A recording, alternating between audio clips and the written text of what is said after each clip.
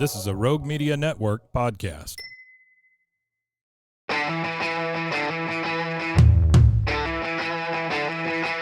Hello, everybody. Welcome back to Sheridan Soundcheck sessions. And today we have Tom Kwiat. How are you today? I'm doing wonderful. It's a wonderful day outside. Yeah, I mean, one side of the Alico is like black, and then this window that I'm looking out of, it's bright and sunny over here. So I don't, Yeah, I don't know what's going on. it's a weird thing going on right now. Yeah, So that Texas weather. All right. So, tell me a little bit about yourself. I understand that you are in the music business. So, how did you get started in that? so so I'm from Chicago originally. I moved to Waco here about 5 years ago, right before the pandemic hit. And when about 8 years ago, I was living in New Mexico. I was doing a lot of film production stuff. Like I was doing independent film, short films, documentaries, that sort of thing. And I was hanging around with a music producer at the time that was helping me do like film scores and stuff like that. And we were working on a project, and he had a band kind of sitting in his studio, and we got to talking about kind of like random tour stories, not suitable for like children types, like some real interesting stuff. And me being in my film producer mode and just kind of like we've got to tell this story somehow. I'd asked him, I was like, would you guys ever like record this like on a video or on a podcast or something, or just like share these stories? He was like, not these stories, but we do have stories we would share. And I'm like, okay, you guys are coming back through in a couple months. Hit me up. We'll get this figured out. And we started throwing around the idea of, just kind of doing like acoustic sessions at first, but then bands would come through town, and they would be coming through for shows, like, not really have time. So we started doing the podcast, and that's kind of what happened. We had a band that was like, hey, we've got like 40 minutes before our show. So if you can get this going in 40 minutes, we'll sit down and chat with you. So, That yeah. is really, really cool. And, you just mentioned that you're a filmmaker. Yeah. So, what does that usually look? I've never, met somebody who makes that kind of stuff. So, can you like tell me some stuff Yeah. about that? So that whole thing kind of came out of nowhere for me. Like Mm-hmm. I was this was like 2005, 2006, and I was sitting with a buddy in his basement. We were watching like UFC or something, and he was like, I got an idea for a movie. And I'm like, okay, tell me. And I didn't know anything about video production. I didn't know anything about film writing, anything like that. And he was telling me this story, and I was like, I had my college course catalog because it was like my second semester of college, and I was just kind of going through, and I was like, film writing wasn't like the name of the class. It was Hmm. called film or multimedia writing or something to that effect. I was like, I need to know how to write a script if I'm going to write a script, right? He's like, yep, that sounds right to me. So I signed up for that class, and the bug bit me right off the bat. And I started taking production classes, audio production classes. And then I moved out to New Mexico after college, and I got ingratiated in the film community out there. And they're like, honestly, you can work on everybody else's film all you want, but where the real like passion comes in is when you start working on your own films, like start writing your own scripts, start doing your own thing. And so wrote a couple scripts, started making some films, entered them into film festivals, started getting a little bit notoriety, whatever you want to call it. Oh, And I was like, okay, cool. And so that's kind of how I got into it for the most part. that is a really cool story because, college is definitely a time when you're kind of figuring stuff out about Yeah. yourself. Yeah. So what's like your favorite film that you made? Favorite film that I made. Yeah. So uh, this podcast isn't PG, right? Like Oh, you could say whatever you want. oh, okay, all right, cool. So I made this movie called Tang, Mm-hmm. and it's a, I'm gonna try and be a little bit more sensitive because it's an interesting. So the movie is about an alien that lands in Roswell, New Mexico, looking for his lost brother Poon, and so he crash lands on a college campus in Roswell, New Mexico, which sounds far fetched, but there actually is a college campus out there, so it's not like Oh. that crazy. Um, and he lands into a frat house, asking him where he can find Poon, which his to him is his brother, but they take it as a separate thing, and the Yeah. entire film kind of flips into a whole raunchy sex comedy, and it was just it. That's really funny. We were talking earlier about things not always going according to plan. Mhm. That film, the reason it's one of my favorites, it's probably the worst film I ever made, but it's one of my favorites because everything that could go wrong did go wrong. We crashed a car into a building that wasn't supposed to happen. Whoa. Uh, yeah, it. We there was this part where my buddy had a old Mustang, and he was supposed to do like a donut and then just do like a screeching park. Except so he did the donut, revs his engine, takes off, slams on the brakes, but his brakes were not good. And so it basically turned into butter and he couldn't stop. Ooh. And it was just like, luckily it was an old barn, so the guy didn't care. But yeah, it That's was one still of those. kind of yeah. Yeah, yeah, That's yeah. um I don't even know what to say to that. That's Right. It was just one of those films that it took some real ingenuity to get it together, Mhm. and it it was just so much fun because it was all our buddies kind of screwing around for the day. And yeah, there was a lot of things that went wrong and probably made the film a little bit worse than it needed to be, but we were all young, dumb, and ready to kind of make a film. So yeah. So obviously, you have your own podcast and I've yeah, seen that you have, just a ton of guests. So how long have yeah. you been doing your show? So my show has been going. The podcast itself has been going for 8 years. Oh, We wow. turned 8 in July. Um, and then at the beginning of this year, we actually rebranded the podcast because originally I was using Podbean to kind of upload all my podcasts and all that stuff, and then I was kind of getting tired of paying Podbean for something that Spotify was doing for free anyways. Yeah. And so I was like $10 isn't that much money, but at the end of the day, it's like it's money I don't really need to be spending. Mhm. So I was like, okay, I'm going to cancel the Podbean subscription, move everything over to Spotify. And this was all happening like right around Christmas time. And my original podcast feed didn't switch over to Spotify correctly. Oh. So it was just kind of like there, but not there, if Mhm. that makes sense. And so I was like, you know what? This is the old podcast. We'll call this the old podcast, and we're going to start anew January 1, just kind of start fresh, give it a nice clean look, whole thing. And so January 1, we kind of relaunched a new podcast, but the same podcast. Ah. So Yeah. obviously in that 8 years you've had Yeah. so many guests. So how Yeah. do you usually find guests? Do you have people that reach out to you or do you reach out to other people or is it kind of both? It's honestly, it's both. Like starting off, it was a lot of me calling in favors, asking friends. Like, um, I have a partner that helps me out with a lot of stuff. Like especially when we go out doing like live, like in person stuff. He helps me run audio, and he's like a really good sound engineer.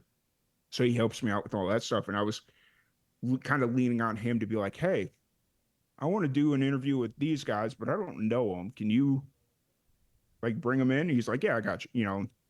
Because he had been in the music scene in New Mexico for a few years at that point. Mhm. And so we just kind of worked together, and he helped me bring in guests, but now it's a lot of back and forth. Like I still ask a lot of people just because I like kind of being proactive in that nature, but I Mhm. also get a lot of people that just kind of not come out of the woodwork, but just kind of come in and are like, hey, I'd love to be on. And so yeah. Oh, so you did mention earlier that, you did all of this film stuff and you Mhm. were writing scripts and stuff. And then you had your podcast. So, because of the podcast, were, that's how you got into music. Hmm. And Yeah. so do you play anything at all? No. No. So you just like talking to the musicians, right? Yeah, and not that I didn't try to get into music. Like when I Yeah, was of in course. grade school, we had like the fourth grade band or the school band, and so they're like, Yeah. "Here, you could pick the cornet, clarinet, drums, or flute, or saxophone or whatever it was." And it was Yeah. like, "Okay, I'm gonna play this instrument," and then it just didn't end up sticking. And then when I was in college, I tried to pick up the drums a little bit and I could keep time okay. Like basically, my roommates they all kind of played music. Like I had a buddy that played guitar and another guy that played bass guitar. And so when they were trying to mess around, they needed somebody to keep time. Mhm. And they're like, "Hey Tom, you can keep time on the kick drum. So just sit here, drink your beer, and keep time for us." And it's like, okay, I'm playing the drums, that whole thing. And then once we kind of left, I was like, yeah, obviously I'm not actually playing the drums. So Yeah, so I guess that leads into my big ultimate question. So, were you interested in doing these types of interviews, while you were in film, taking all your yeah. film classes? Oh yeah. So I mean, I've been listening to podcasts for like since I was in college, because I'm from Chicago originally. Yeah. And I went to school in Southern Illinois, but my parents were living in South Florida at the time. So I had a lot of road time where it's like music's only going to take you so far. Like listening to music at that time was only going to take you so far. So I started listening to podcasts. And at the time I was an intern, I wasn't really 100% sure I was going to be a film guy. I was leaning more towards like sports production and going into doing like video production for sports teams and stuff like that. And I had this idea of doing like a baseball podcast where we were interview like up and coming baseball players and just kind of like share their story before they make it to the major leagues types Mhm. thing. And I did that for a little bit and then I just kind of stopped because I wasn't that passionate about that and then recycled that format again for film once I like really got into film. Except out in New Mexico there wasn't a whole lot of people that were like super into podcasting like that. Mhm. And I was going to have to drive like 3 hours to do Wow. interviews. Yeah. And I was like, I'm good on this. Like, yeah, I don't need to worry about this. And then the music thing kind of fell in my lap. And everybody's like, okay, yeah, he's going to do it for 10 episodes and then quit. And then, that'll be that. And then here we are 8 years later. So, Yeah. Well, that's a really cool story on how, you got into that.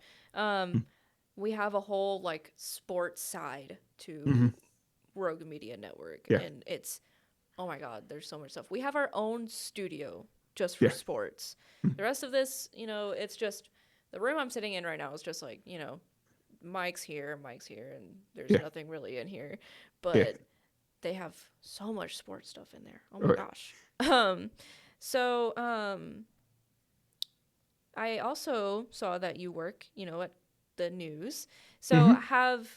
has your filmmaking, education and then your background like doing this, you know, has that really done much for you working for the news? Yeah, so yes and no. Like the basic understanding of audio production and video production has helped me. So I do what I do for the news station is I do promotional and advertising work. And Mm-hmm. so I make like all the local TV commercials that you see on ABC in Waco here. Either myself or my coworker made. Like all the like Lone Star Fencing, not Suntex Roofing. A lot of the roofing companies. We probably made those. So Well, it to, that's really cool. yeah. So to answer your question, it taught me the fundamentals, but then it took a lot of years of like understanding advertisement and brand management and like all that techie stuff to kind of I had to kind of learn on my own. Ah, and I guess I'm going to ask you the same question that you asked me earlier. What kind Yeah. of music are you listening to right now? So right now I've been on an interesting kick. So like I focus very heavily on independent music. Mm-hmm. Um, just because by nature that's who I interview is independent musicians like yourself. And so I try and like really support independent musicians. But right now, recently I've been on a country kick. Like Oh, I went to the CMA Fest earlier this year out in Nashville, and I got to meet Mason Ramsey, who was the yodeling kid. yes. Oh my God.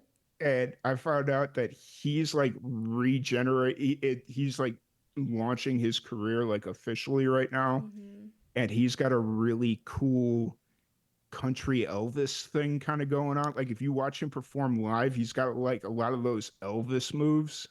That's Mm-hmm. very funny and very interesting. So like some of his music's been kind of fun to watch. Um, like I guess like a lot of people, Jelly Roll just kind of appears in Oh yeah. my list. But then like you brought up like MF Doom. I've been getting into a little bit more Tech Nine type stuff, like just a little bit Oh. more, not your traditional rap artist, but Mm-hmm. just kind of like a little bit more underground type stuff. Yeah. So yeah, Um. I'm a little all over the place to say the least. Yeah. I mean, definitely my music taste is all over the place. I mean, I Yeah, told you, in your episode yeah, that I have been super into like Chapel and mm, but I also listen to like hardcore bands like yeah, Kublai Khan and yeah, Drain and obviously the shirt I'm wearing Iron Maiden. I love them. yeah, hmm But, you know, I my playlist ranges from stuff like Sublime, and then you have yeah, your super heavy stuff, and then oh, right, all of a sudden here's Billie Eilish with her super sad music, and then right, whoever else, I don't know. yeah. I was driving from work or driving somewhere with a buddy in the car, and I was just threw on my Tom's Road Trip Jams Mm. playlist, and it went from this hardcore band called God's Hate, Mhm. uh, and it went from them like super like in your face to Ed Sheeran, which was very funny, Wow. and it was like the super hardcore song to a like acoustic love song, and he was like, if I didn't know who you are, I'd be very scared right now. I was like, dude, I'm scared, so don't worry about it. Yeah, always scared. Always scared Yeah, for my music taste. right. Always. And it's like I was just kind of waiting for the next song to be like a Blueface song, like some hardcore hip hop song, because I do have a couple of those in the playlist as well. I was just kind of waiting for that one to pop up, and I'm like, yep, that's just me.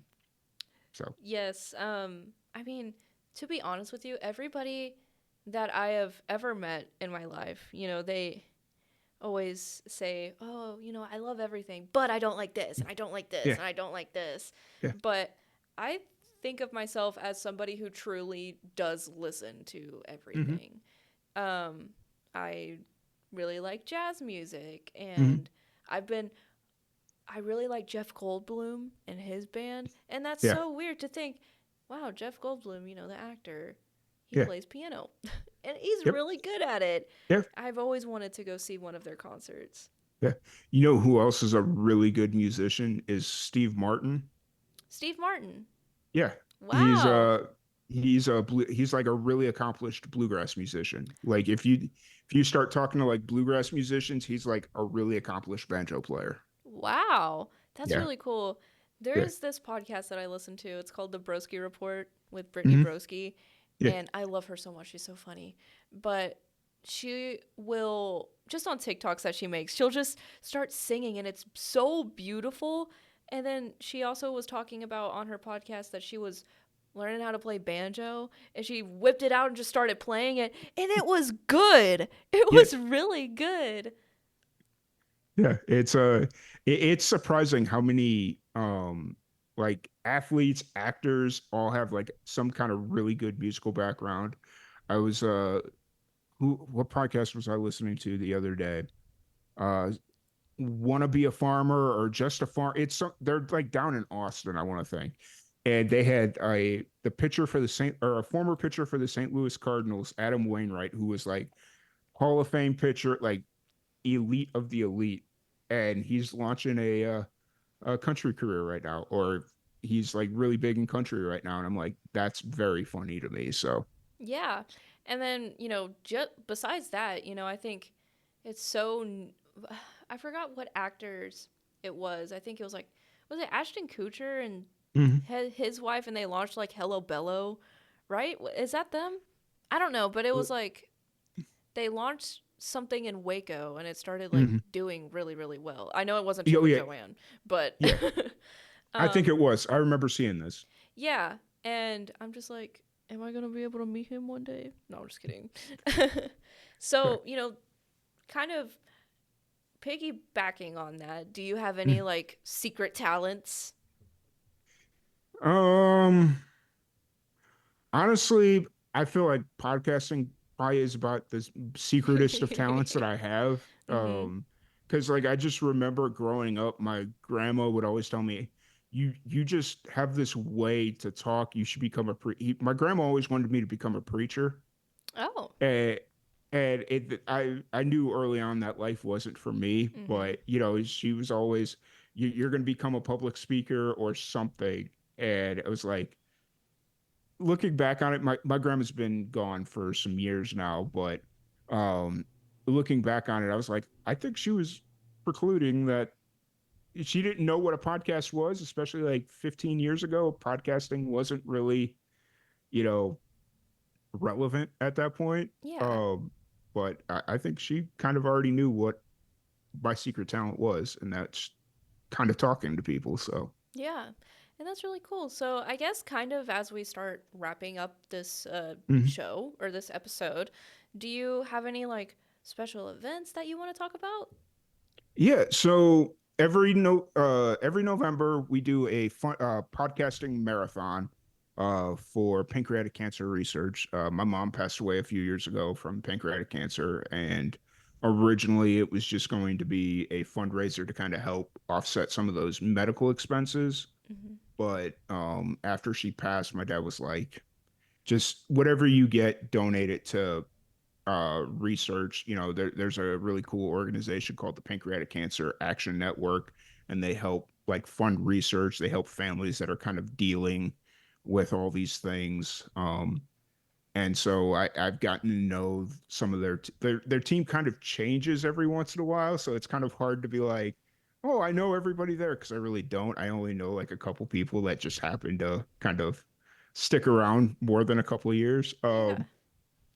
But I've gotten pretty close with a lot of them, and we do. Last year or the last 3 years, we've done a 24-hour podcast marathon. So I wake up at midnight and go 24 Whoa. hours. Um, but this year we're going to do it a little bit different. I don't want to do 24 hours. Yeah. I mean, I can handle it, but at some point it's just kind of like, okay, these podcasts are starting to blend together, and it is what it is. Mm-hmm. So we're going to do 20 days of 2-hour sessions, and each session will have about 3 musicians. And we'll start November 1st and go to the 21st, which is World Pancreatic Cancer Day. And we'll just kind of do the podcast, because one of the final things my mom said to me was, no matter what you do, keep doing the podcast because you're good at this. And coming at a time where I wasn't really good at it, but at least in my opinion, I wasn't very good at it. But you know, she just kind of kept pushing, like, no, stick with it, you're fine.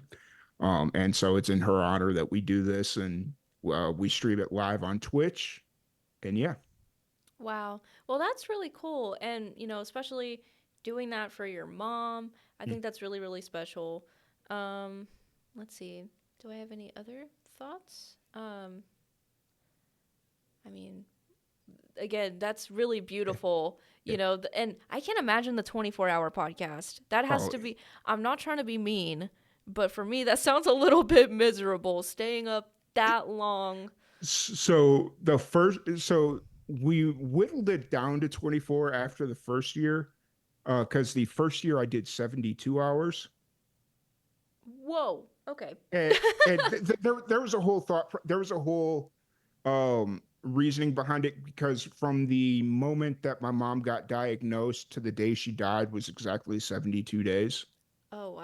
Uh, and so there was like a real meaning to it, but by hour like 40, I a musician that I had had on like 7 times prior, so we knew each other like really well. Mhm. And she messaged me a couple days later. She's like, "Were you okay during that?" I was like, "I think so. I don't know why." You asked me the same question 4 times, Whoa.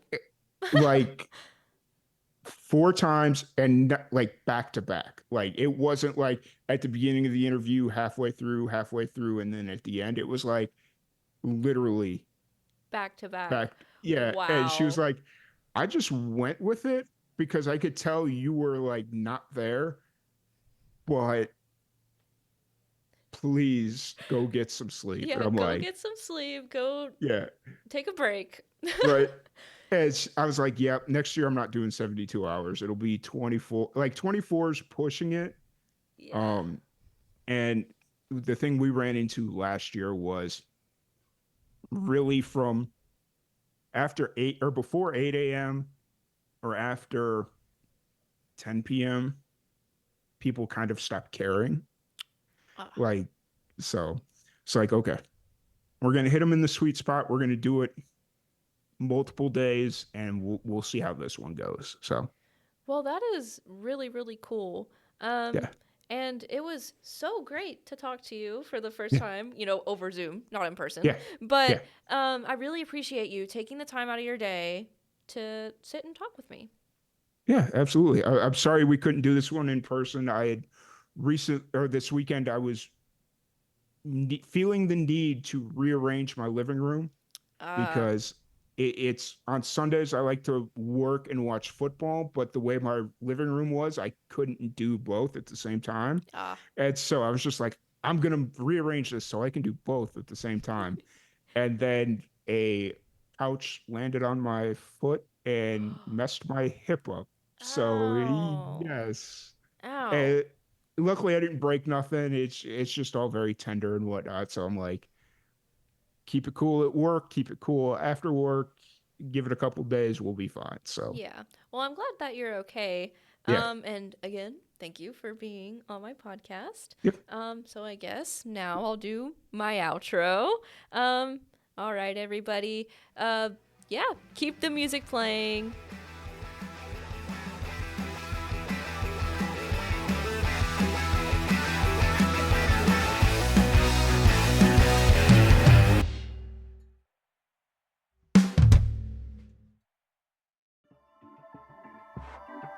This has been a Rogue Media Network production.